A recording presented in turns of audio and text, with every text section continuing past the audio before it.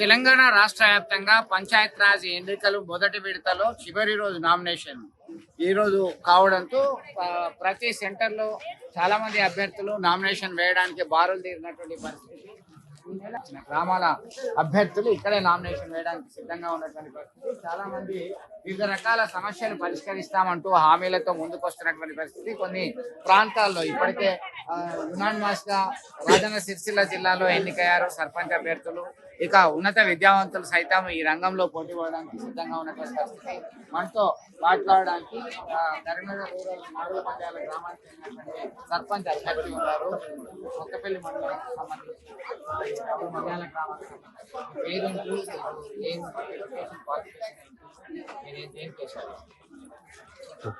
నమస్కారం, నా పేరు జాహ్నవి. నేను నాగులమల్లిల గ్రామం నుంచి సర్పంచ్ అభ్యర్థిగా పోటీ చేస్తున్నాను. నేను బీటెక్ కంప్లీట్ చేశాను. సో నా సెకండరీ ఎడ్యుకేషన్ అంతా మా ఊర్లో ఉన్న విలేజ్లో ఉన్న స్కూల్లోనే అయింది. అండ్ దాని తర్వాత నేను విశ్వవిద్యాలయాల్లో కాకతీయ మరియు ఉస్మానియా విశ్వవిద్యాలయాల్లో చదువుతున్నాను. మొదటిగా నాకు ఈ థాట్ ఎలా వచ్చింది అని అంటే, చిన్నప్పటి నుంచి నేను స్కూల్లో చదువుకున్నప్పటి నుంచి కూడా మా స్కూల్లో స్ట్రెంత్ 50-60 ఉండేది. సో అక్కడ స్టార్ట్ అయింది. ఏం వసతులు లేకపోయేది. ఇక్కడ నుంచి ఈ ఊరి స్థాయి నుంచి నేను యూనివర్సిటీ స్థాయికి చేరుకోవడానికి ఎంత కష్టపడ్డానో నాకు తెలుసు. అలాంటి కష్టం ఇప్పుడున్న ప్రతి ఒక్క విద్యార్థి, ప్రతి ఒక్క చిన్నపిల్లలు పడుతున్నారు. సో నేను మేజర్గా ఫోకస్ చేసింది ఎడ్యుకేషన్ ఉంటేనే ఊరైనా, జిల్లా అయినా, రాష్ట్రమైనా, దేశమైనా బాగుపడుతుంది. సో ఆ ఒక్క ఎజెండా తోటి నేను ఎడ్యుకేషన్, యూత్ దీని మీద ఫోకస్ చేస్తూ నేను ఎన్నికల్లో పోటీ చేస్తున్నాను. అంటే మీరు వరంగల్ యూనివర్సిటీలో ఏం కంప్లీట్ చేశారు ఎడ్యుకేషన్? ఆ తర్వాత ఉస్మానియాలో ఏం చదువుతున్నారు? మీరేమైనా బీటెక్ తర్వాత ఈ ఆపర్చునిటీస్ ఏమైనా వచ్చినాయి, ఉద్యోగం ఏమైనా చేశారు? సో నేను కాకతీయ యూనివర్సిటీలో బీటెక్ కంప్లీట్ చేశాను ట్రిపులీలో. అండ్ దాని తర్వాత ఉస్మానియా యూనివర్సిటీలో పీజీ డిప్లొమా చేస్తున్నాను జర్మన్ లాంగ్వేజ్లో. సో అండ్ నేను కాకతీయ యూనివర్సిటీలో చేసినప్పుడు పీసీ స్టూడెంట్ ఆర్గనైజేషన్ కన్వీనర్గా వర్క్ చేసా 3 years. సో నాకు ఆ ఎక్స్పీరియన్స్ ఉంది. అక్కడ ఆడవాళ్ళు కానీ మగవాళ్ళు కానీ అసలు యూనివర్సిటీ స్టూడెంట్స్ పడుతున్న కష్టాలు ఏంటి, వాళ్ళకున్న సమస్యలు ఎట్లా పరిష్కరించాలి, వాటికి నిధులు ఎక్కడి నుండి వస్తాయి, వాటిని ఎట్లా యూజ్ చేసుకోవాలి, అవన్నీ నాకు అవగాహన ఉంది. అండ్ దాంతోపాటు నాకు కార్పొరేట్ జాబ్ వచ్చింది. 4 months నేను అక్కడ జాబ్ చేసా. బట్ నేను అనుకున్న లక్ష్యం వేరు. టెక్నికల్ స్టడీస్ అందరిలాగానే సాఫ్ట్వేర్ జాబ్లు అనుకుంటేనే చదివాను. కానీ యూనివర్సిటీలో అడుగుపెట్టిన వెంటనే నాకు నిజమైన సమస్య ఏంది అనేది తెలిసింది. దాని తర్వాత నుంచి కూడా నేను బతికితే సొసైటీ కోసం బతుకుదామనే ఆలోచనలో సోషల్ సర్వీస్ చేసేదాన్ని. నేను కార్పొరేట్ జాబ్ చేస్తున్నప్పుడు ఉస్మానియా యూనివర్సిటీలో చదువుతున్నప్పుడు కూడా నేను ఎవ్రీ వీకెండ్ సాటర్డే సండే మీరు నా ఇన్స్టాగ్రామ్ చెక్ చేస్తే మీకు అన్ని ప్రూఫ్స్ ఉంటాయి. అక్కడ నేను ఓల్డ్ ఏజ్ హోమ్స్ ఇంకా ఆర్ఫనేజెస్కి వెళ్ళి అక్కడ వాళ్ళకి సేవ చేస్తూ ఉండేదాన్ని. నా సేవ కార్పొరేట్తోనే ఎందుకు ఆగిపోవాలి, సిటీలోనే ఎందుకు ఆగిపోవాలి, మా ఊరి దాకా కూడా రావాలి కదా అనే ఒక ఆశతో నేను స్టార్ట్ చేస్తున్నాను. ఓకే, అంటే మీ పేరెంట్స్ సపోర్ట్ చేస్తున్నారా? మీ గ్రామస్తులు, మీ బంధువులు, అందరూ సపోర్ట్ చేస్తున్నారా? ఎందుకు పిచ్చి పని చేస్తున్నావు? ఆల్రెడీ కార్పొరేట్ ఉద్యోగం ఉంది, సర్పంచ్ తో ఏమొస్తుంది, అప్రపాలు అవుతున్నదని ఎవరన్నా డిస్కరేజ్ చేశారా? అవునండి, చాలా మంది అదే అడుగుతున్నారు. అంటే కార్పొరేట్ జాబ్ ఉంది కదా, ఎందుకు రిజైన్ చేసి వచ్చి నువ్వు చేయడానికి కారణం ఏంటి అంటే, అవును నాకు లక్షల్లో జీతం వస్తుంది, కార్పొరేట్ జాబ్ ఉంది. నేను ఆ డబ్బులు ఆశించేదాన్ని అయితే, ఆ లగ్జరీస్ కావాలి అనుకున్న దాన్ని అయితే ఖచ్చితంగా నేను అక్కడనే జాబ్ చేసుకునే వచ్చిన డబ్బులతో అందరిలాగా సాఫ్ట్వేర్ ఎంప్లాయీస్ లాగా పార్టీలు పబ్బులు అనుకుంటూ తిరిగేదాన్ని. బట్ నా లక్ష్యం అది కాదు. మా చిన్నప్పటి నుంచి కూడా మా తాతగారు, మా నాన్నగారు ఊర్లో సేవ చేయడానికి ఎక్కువ స్కోప్ ఉండేదన్నమాట. నేను వాళ్ళని చూసే నేర్చుకున్నా.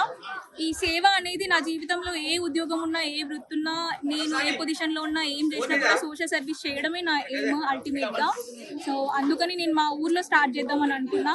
కార్పొరేట్ జాబ్ 4 months చేశానండి. అక్కడ నాకు డిసిప్లిన్ ఎట్లుంటుంది అదంతా నేర్చుకున్నా. కాకపోతే దాంట్లో వచ్చే డబ్బు కన్సిస్టెన్సీ ఉంటుందండి. కాకపోతే నాకు అక్కడ సాటిస్ఫాక్షన్ లేదు. నేను జనాలకి ఏం చేయాలనుకున్నా అది చేయలేకపోతున్నా జాబ్లో ఉంటే. నాకు అనుకున్నట్టుగా ఈసారి రిజర్వేషన్ జనరల్ విమెన్ వచ్చింది, అనుకున్నట్టుగా జరిగింది అన్నట్టు ఏదో ఒకటి నామినేషన్ అయితే వేద్దాము. అందరూ మార్పు రావాలని కోరుకుంటారు కదా.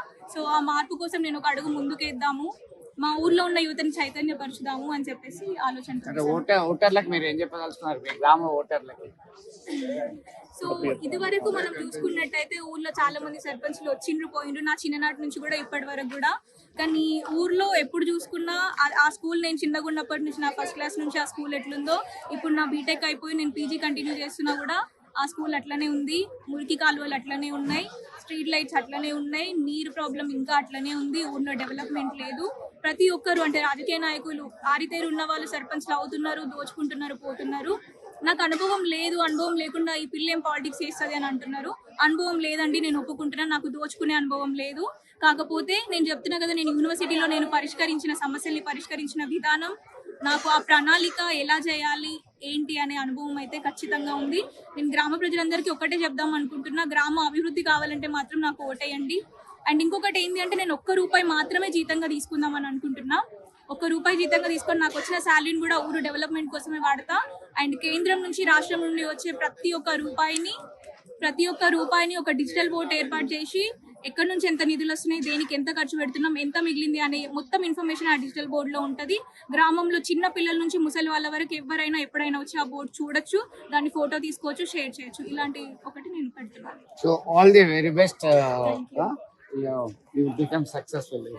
ఎస్, మొత్తం మీద ఒక మంచి ఆలోచనతో ముందుకు వచ్చినటువంటి పరిస్థితి. ఎందుకంటే గ్రామాలకి పట్టుకోమని అంటున్నాం, దేశానికి పట్టుకోమని అంటున్నాం. అంటే గ్లోబల్ టు లోకల్ కాన్సెప్ట్ మనం అబ్జర్వ్ చేసుకోవాల్సిన అవసరం ఉంది. ప్రస్తుతం అయితే ఇదంతా వారం తేదీ వారి యొక్క అదృష్టాన్ని పరీక్షించుకోవడానికి, ప్రజల ఓటర్ల యొక్క మద్దతు కూడగట్టుకోవడానికి సిద్ధంగా ఉన్నటువంటి పరిస్థితి. జాహ్నవి విషయంలో అయితే తమ గ్రామంలో ఉన్నటువంటి అక్షరాస్యత, లిటరసీ రేట్ పెంచడము, సమస్యలు పరిష్కరించడము, అలాగే గతంలో ఉన్నటువంటి పరిస్థితిని మార్పు తీసుకొచ్చి యూత్ ఎంపవర్మెంట్కి సైతం తాము ఎంతో కొంత కృషి చేయాలి, ఖచ్చితంగా పారదర్శకంగా ఉంటాను, విలేజ్ అభివృద్ధి కొరకు తన వంతు ఎఫర్ట్స్ పెట్టడానికి సిద్ధంగా ఉన్నాను, అవకాశం ఇవ్వండి అని కోరుతున్నటువంటి పరిస్థితి మనం గమనించవచ్చు. వీడియోలో సుమంత్తో కలిసి చంద్రశేఖర్, RTV, నాగులమల్యాల గ్రామ పరిధి నుంచి.